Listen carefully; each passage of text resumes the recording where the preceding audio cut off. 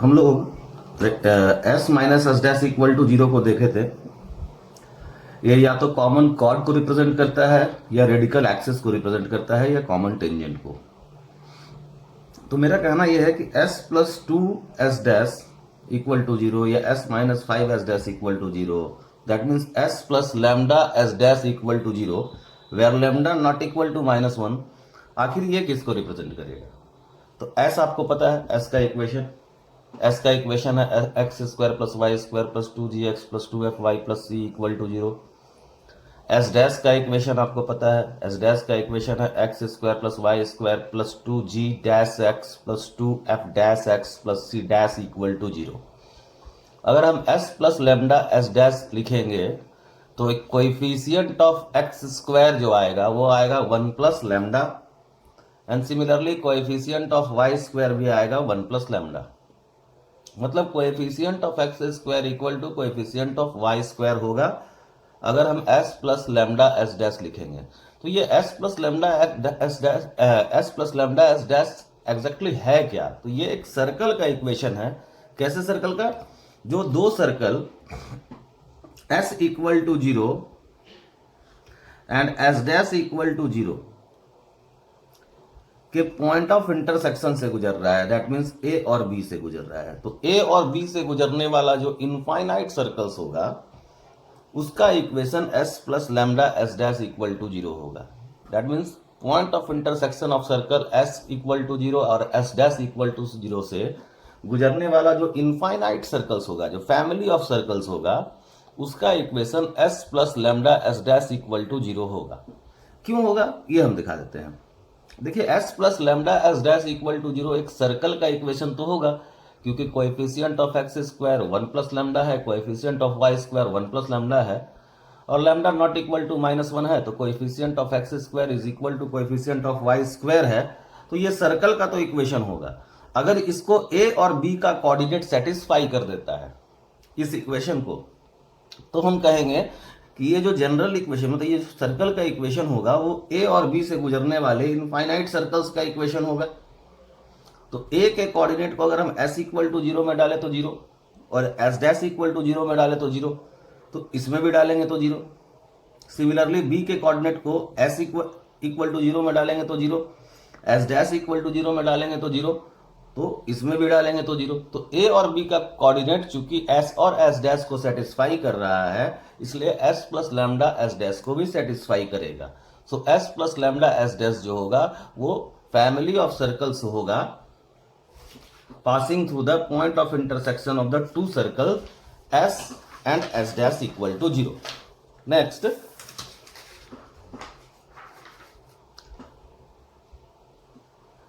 s plus lambda s dash equal to 0 represent family of circle passing through the point of intersection of two circles s equal to 0 and s dash equal to 0 provided they intersect each other.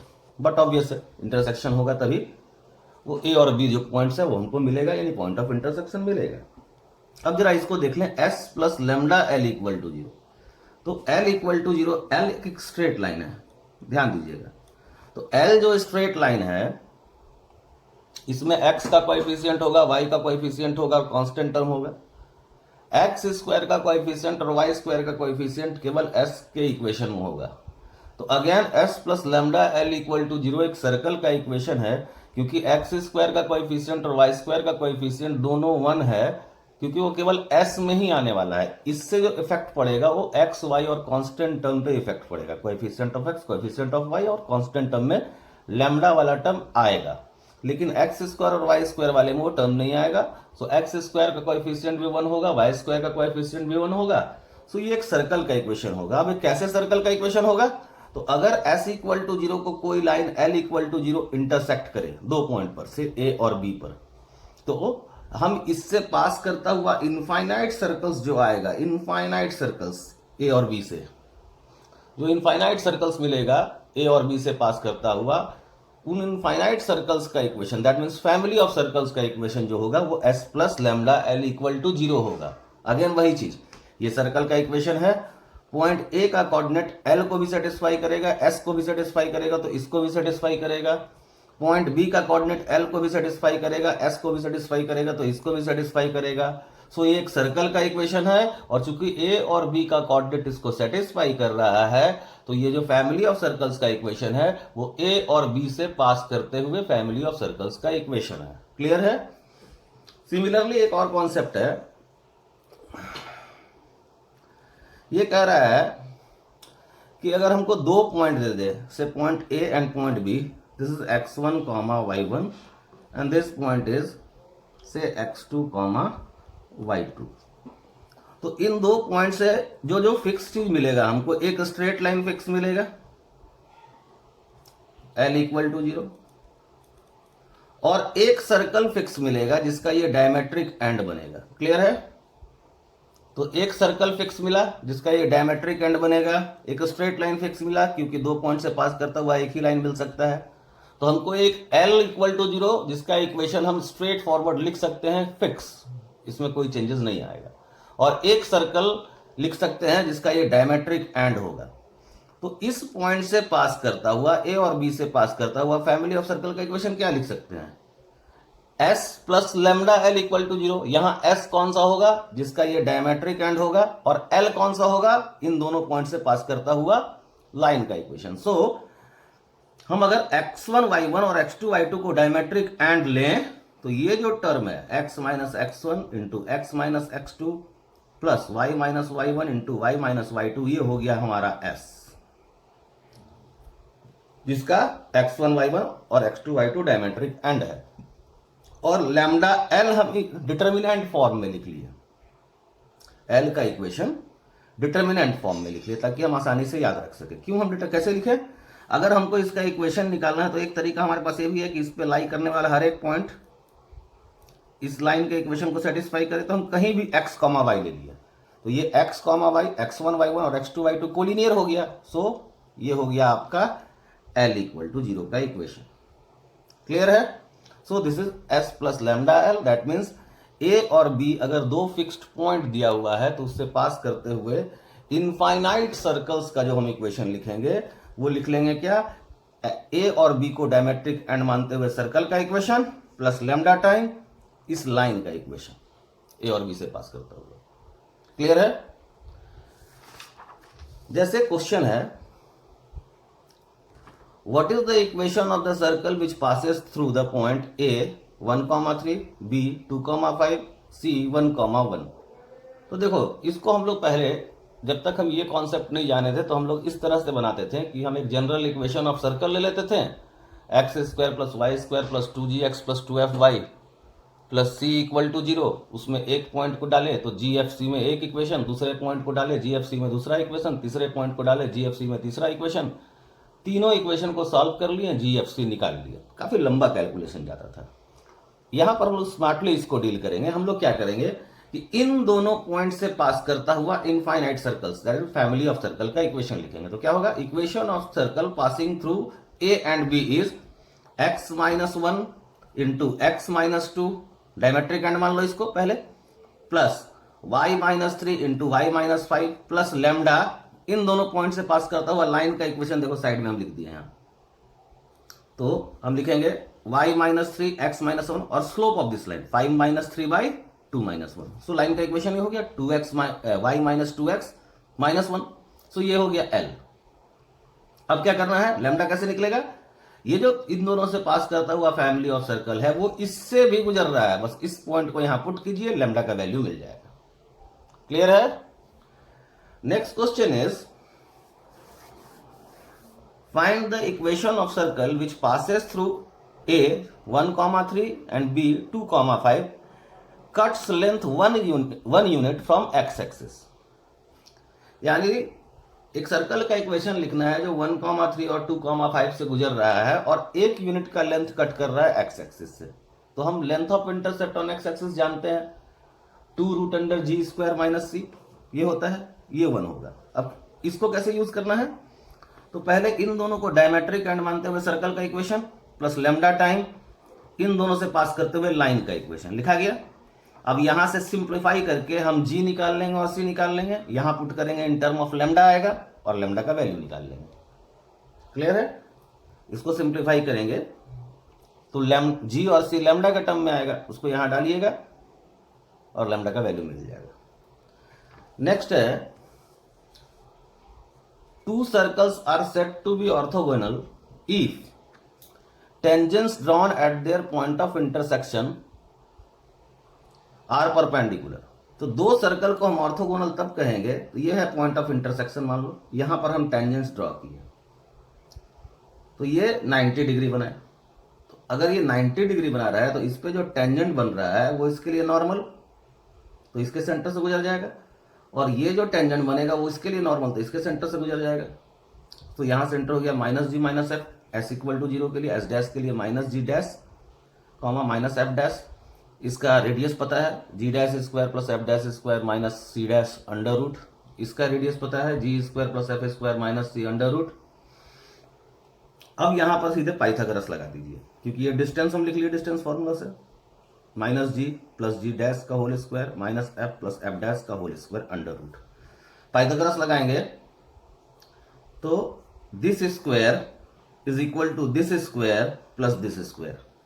Simplify कर लो तो 2 dash plus 2 F dash plus equal to C dash. This is the condition of orthogonality of the two circle having equation s equal to 0 and s dash equal to 0। Clear?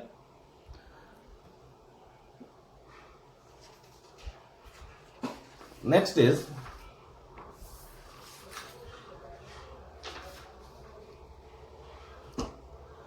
Angle between the two circles. देखो, angle between the two tangents can be defined as, angle between the two circle क्या होगा? Angle between the two curve ही हम बात कर लें। Angle between two curve जो होता है वो होता है कि दो कर्व जहां इंटरसेक्ट किया जिस पॉइंट पर, उस पॉइंट पर टेंजेंट ड्रॉ कर दीजिए और एंगल बिटवीन द टेंजेंट निकाल लीजिए। So angle between the tangent is equal to angle between the curve. So यहां पर भी angle between the two tangent can be defined as angle between the, यहां circle के केस की हम बात कर रहे हैं, यहां भी सर्कल के केस में क्या होगा, angle between the two circle is equal to angle between the tangent at their point of intersection. और in the case of circle angle between the two tangents can be defined as the angle or supplementary angle between the normals. Since normal passes through the center, the result follows. यहां कह रहे हैं ये कि angle between the two circle is equal to angle between the tangent at their point of intersection, और in the case of circle angle between the tangent is equal to angle between the normal और supplementary angle between the normal. और normal का advantage यहां क्या है कि in the case of circle normal centre से गुजरता है, तो हम ये एंगल थीटा निकालना चाहें तो दिस इज ये r1 ये r2 और distance between the centre is d, cosine rule लगा दो। So cos theta equal to r1 square r2 square minus d square by 2r1 r2। अब ये सप्लीमेंट्री एंगल का चक्कर क्या है या एंगल बिटवीन द नॉर्मल का चक्कर क्या है उसको एक्सप्लेन कर दें। तो देखिए, हम सर्कल पर ले लिए T1, ये पॉइंट ऑफ इंटरसेक्शन है सर्कल का, इस पे हम टेंजेंट लिए T1 और ये टेंजेंट लिए T2। क्लियर है?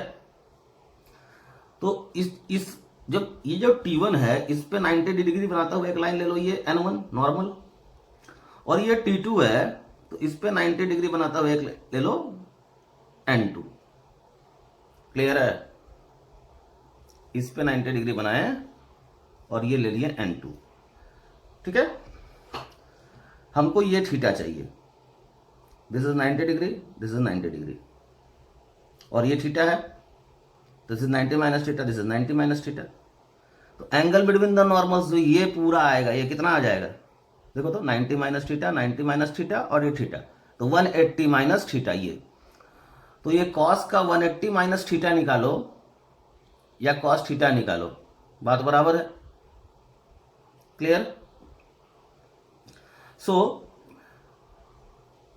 अब यहीं से ऑर्थोगोनल कंडीशन भी आप निकाल सकते हैं। अगर ये 90 डिग्री हो गया तो सीधे ये r1 square plus r2 square बराबर d स्क्वायर, जो ऑर्थोगोनलिटी का कंडीशन लगा था। Next is equation of a circle which touches a line L equal to 0 at x1 comma y1 may be taken in the form of x minus x1 square plus y minus y1 square equal to lambda L plus lambda L equal to 0। कह रहा है क्या कि अगर कोई circle है उसको उस पे एक पॉइंट पर एक लाइन टेंजेंट ड्रॉ किया है, तो इस पॉइंट से इनफाइनाइट सर्कल्स बनेगा जो इस लाइन को इसी पॉइंट पर टच करेगा। इन फैमिली ऑफ सर्कल्स का इक्वेशन हम क्या लिखेंगे? तो हम क्या किए, करना यह है कि आप इसको सेंटर मानते हुए रेडियस 0 लेते हुए सर्कल का इक्वेशन लिखिए। क्या लिखिएगा? x माइनस x1 का whole square plus y minus y1 का होल स्क्वायर, रेडियस 0 है, और plus lambda l equal to 0। ऐसा क्यों लिखें? देखो इसको एक्सपैंड करोगे तो ये सर्कल का इक्वेशन तो आएगा, क्योंकि इसमें x स्क्वायर का कोएफिशिएंट 1 होगा, y स्क्वायर का कोएफिशिएंट 1 होगा, तो सर्कल का इक्वेशन है। अब हमको देखना है कि ये पॉइंट इसको सेटिस्फाई कर रहा है कि नहीं कर रहा है। तो ये पॉइंट अगर हम इसमें डालेंगे तो 0 और l इक्वल टू 0 में डालेंगे तो 0, तो ये पॉइंट इसको सेटिस्फाई कर रहा है। So it is the equation of family of circle passing through this point and touching this line at this point. ठीक है, और लैम्डा निकालने के लिए हमको अलग अलग कंडीशन मिलेगा। जैसे हम आगे क्वेश्चन में उसको क्लियर कर देते हैं। जैसे एक क्वेश्चन है, find the equation of circle touching the line 2x minus 3y plus 1 equal to 0 at 1 comma 1 and hence and have radius root 13। Clear है? तो इसके लिए हमारे पास बहुत सा मेथड है। पहला हम जो मेथड लेते हैं, first method, suppose centre of one of them is, दो सर्कल मिलेगा 1 कॉमा 1 पे इस लाइन को टच करते हो, एक सर्कल ऊपर मिलेगा एक सर्कल नीचे मिलेगा जिसका रेडियस रूट 13 होगा। तो 1 कॉमा 1 पर दो सर्कल इसको टच करेगा, इस लाइन को, एक सर्कल लाइन के ऊपर एक सर्कल लाइन के नीचे जिसका रेडियस रूट 13 होगा। तो पहले मेथड में सेंटर को मान लिया गया h कॉमा k,